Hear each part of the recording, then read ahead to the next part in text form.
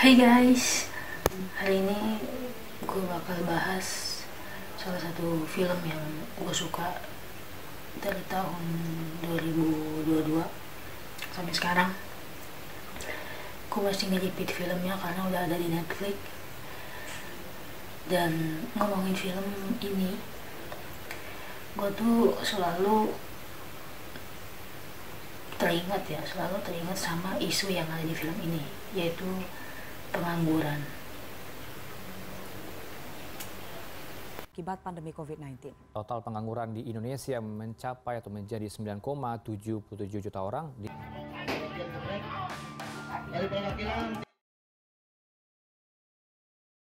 Seperti yang kita tahu ya, pengangguran itu memang dari sebelum pandemi, bahkan pasca pandemi, sesudah pandemi pun pengangguran itu masih menjadi omongan yang banyak diperbincangkan lah. Walaupun memang angka pengangguran menurun di bulan Mei di 2023, tapi itu hanya beberapa persen dari total pengangguran masa umur yang produktif.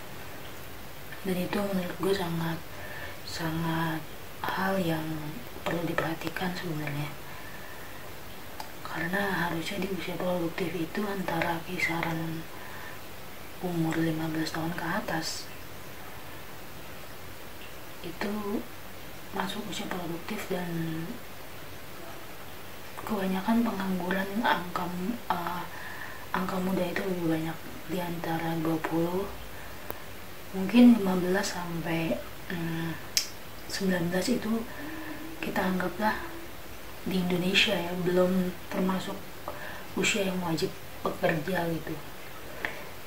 Kita bekerja di angka umur 20 sampai atas 30-an ke atas. Itu banyak banget, bahkan di IMF aja kita per Februari 2023, Mei 2023 kita masuk ke peringkat 59. Dan menurut data Badan Pusat Statistik, kita itu adalah negara kedua yang mempunyai pemuda yang pengangguran lumayan banyak.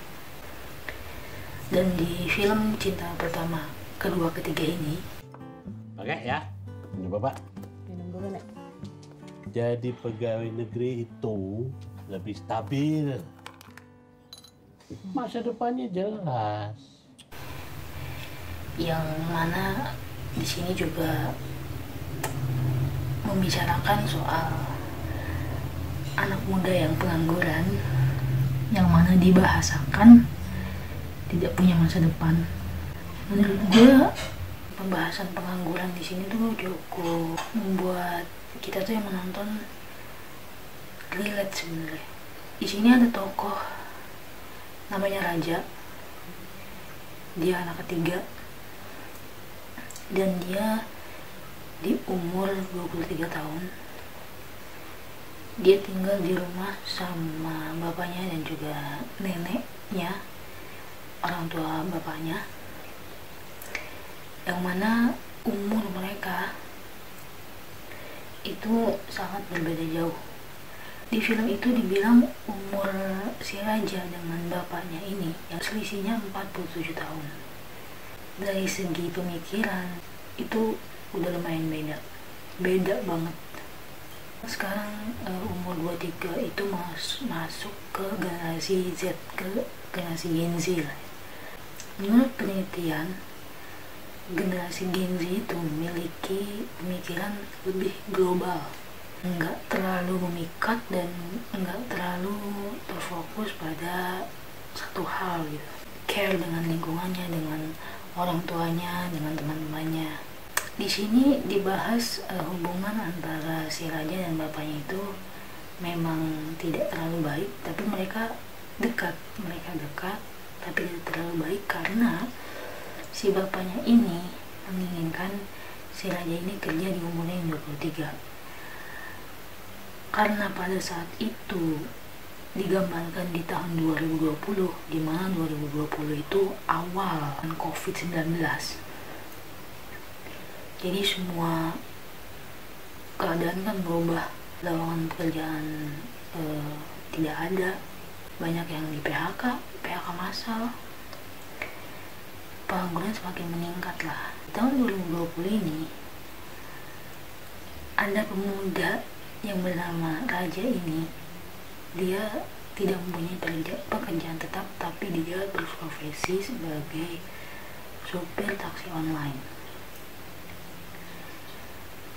Si bapaknya ini selalu bilang kepada Raja, tolong pikirkan masa depan kamu, cari pekerjaan yang baik, cari pekerjaan yang bisa nanggung semua kebutuhan kamu sampai masa tua. Karena di sini bapaknya itu adalah mantan pegawai negeri yang bekerja di perusahaan Pertamina.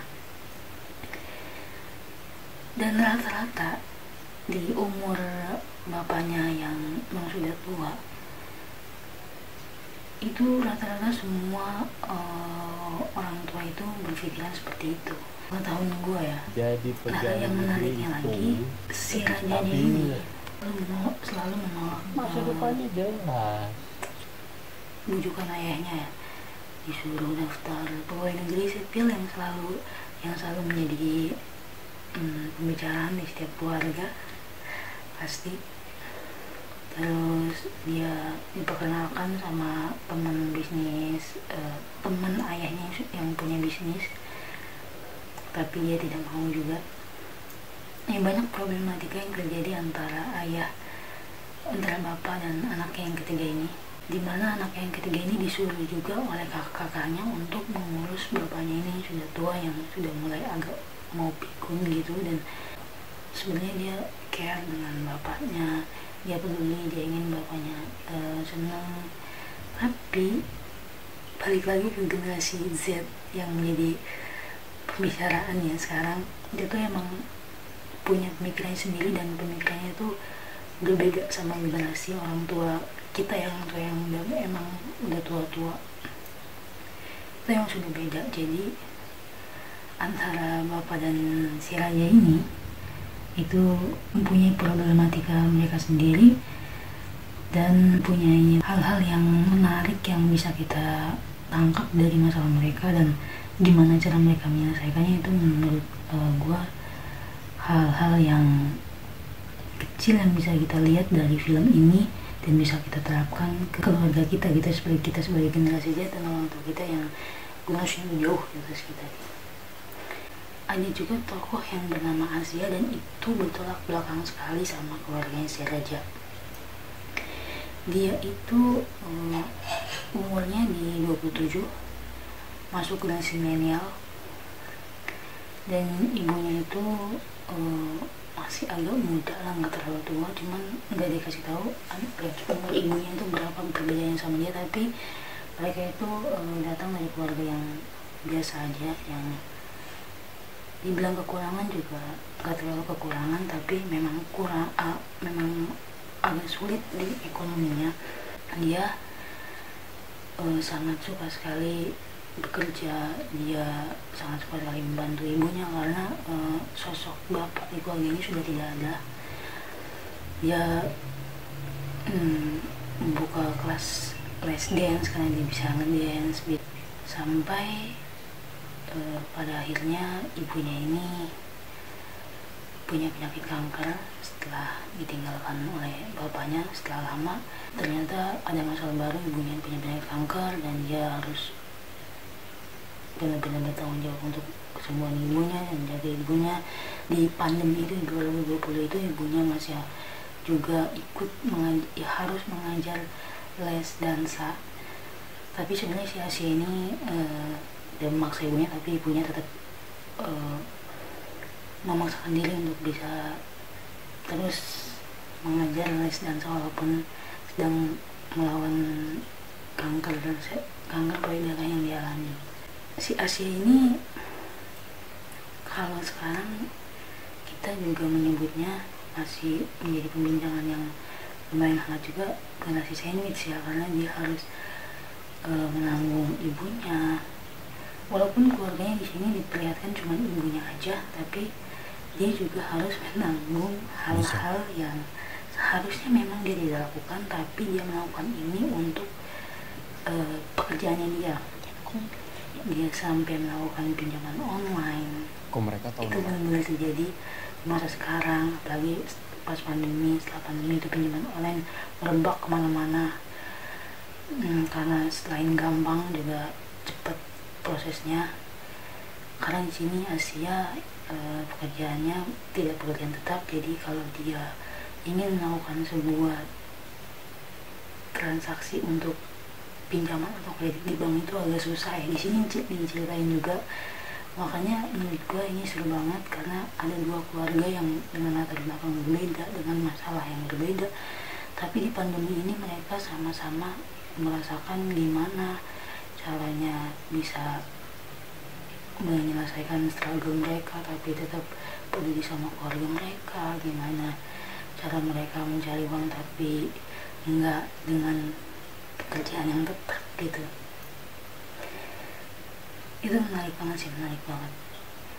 Nah, si Asia ini bisa disebut juga sebagai pengangguran karena dia tidak punya pekerjaan tetap, dia masih punya utang sana sini, dia pekerjaannya nggak hampir setiap hari, dan itu baru gue ketahui karena pengangguran itu memiliki berbagai kelompok. Ada pengangguran terbuka, misalnya dia punya pekerjaan yang nggak tetap, tapi pekerjaannya ini nggak setiap hari atau cuma beberapa jam dalam sehari, itu masih dikategorikan sebagai pengangguran karena dia masih harus mencari kerjaan lain gitu kan. Sama di sini seperti Asia dan juga seperti Raja gitu. Film ini dari cerita sampai suasana di rumah, dari adanya ikan cupang, terus adanya akuarium, adanya tanaman-tanaman, menurut gue itu benar-benar menceritakan pas masa pandemi sih. Kegiatan-kegiatan orang yang di masa-masa pandemi itu memang bukan gak punya kegiatan, agak memperbanyak kegiatan-kegiatan sampingan untuk menghibur mereka gitu loh ya. Ya, menurut gue film ini tuh layak sih ditonton sepanjang masa karena banyak pembelajaran juga, banyak hal-hal yang bisa kita angkat dan bisa kita pikirkan, yang kita bisa tiru, kita bisa pelajari dari film cinta pertama, kedua, ketiga ini.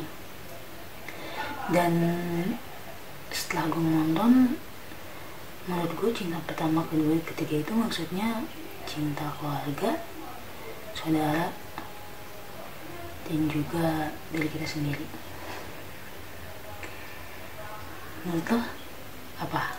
Kalau udah nonton, lo bisa komen apa pendapat lo tentang film cinta pertama, kedua, ketiga.